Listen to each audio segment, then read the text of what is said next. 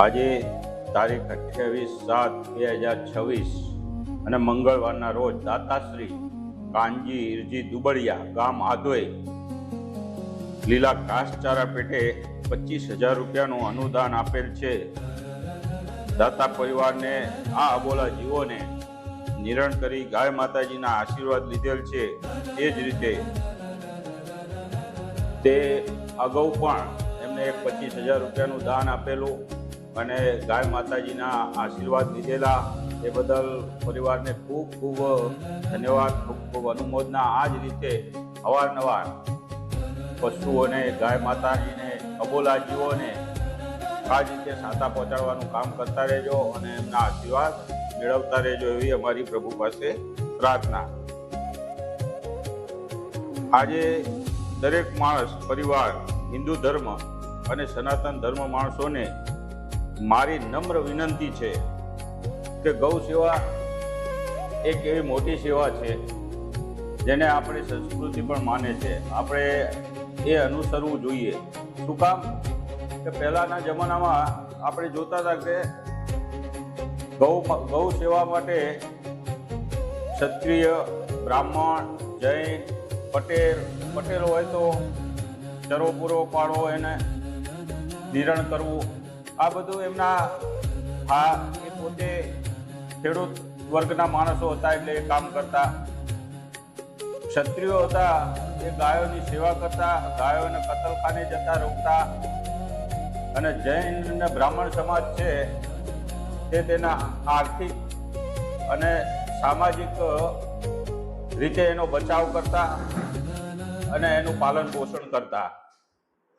પણ આજે પરિસ્થિતિ એવી બની છે કે જૈન ધર્મ સિવાય કોઈ પણ સમાજ ગૌ માતા વિશે વાતો તો કરે છે પણ કોઈ એના ઉપર ધ્યાન આપતું નથી. આજે ગાયો જ્યાં ત્યાં ફરે છે, દૂધ જ્યાં સુધી આપતી હોય ત્યાં સુધી એને દોઈ અને પછી એને મૂકી દેવામાં આવે છે.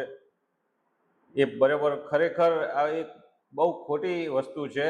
અને સાચું છે, બીજા વિધર્મી લોકો આપણને કહે છે કે તમારી ગૌ માતા તમે એક બાજુ કહો છો અને તમારી માતાઓ તો બહાર રખડતી હોય છે.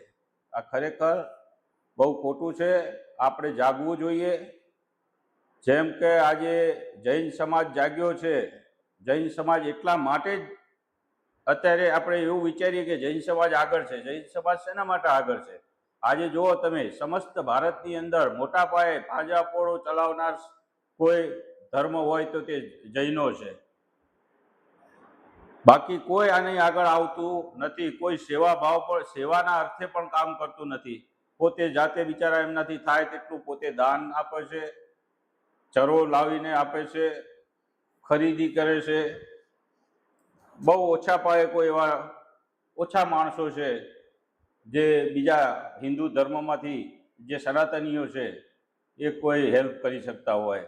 મારું માનવું એવું છે કે ગાય એ બધાની માતા છે, હિન્દુઓની છે, જૈન ધર્મની છે. આપણે એમને ખૂબ માનીએ છીએ. 33 કોટી દેવતાનો વાસ છે અંદર. આપણી માં છે, એની રક્ષા કરવી આપણી ફરજ છે અને દરેક ધર્મની ફરજ છે. જો આમાં આપણે આગળ જાગૃત થઈશું તો દરેક સમાજ સુખી થશે. ગૌ માતા સુખી હશે તો દરેક સમાજ સુખી થશે, બાકી થશે નહીં. મારી તમને બધાને નમ્ર વિનંતી છે, નમ્ર અપીલ છે કે જેમ બને તેમ ગૌ સેવા કરો. માતા દરેકની છે, પુત્ર એક જ પાડે છે, એવી વસ્તુ છે આ. તો આપણી માતા છે. આપણે દરેક ધર્મના માણસોએ એમને યથાશક્તિ એમની સેવા કરવી જરૂરી છે. એ જ રીતે જય ભારત, જય ગૌ માતા. અને આધોઈ પાંજરાપોળ ટ્રસ્ટ, મામા ભાણેજ આધોઈ પાંજરાપોળ ટ્રસ્ટ વતીથી આજે નાખનાર દાતા પરિવારને હું એમને ખૂબ ખૂબ ધન્યવાદ અને ખૂબ ખૂબ અનુમોદના. અને તમને ભગવાન ખૂબ જ સરસ કાર્યોમાં આગળ વધારે એવી અમારી મનોકામના, આશા સાથે. જય ભારત, જય ગૌ માતા.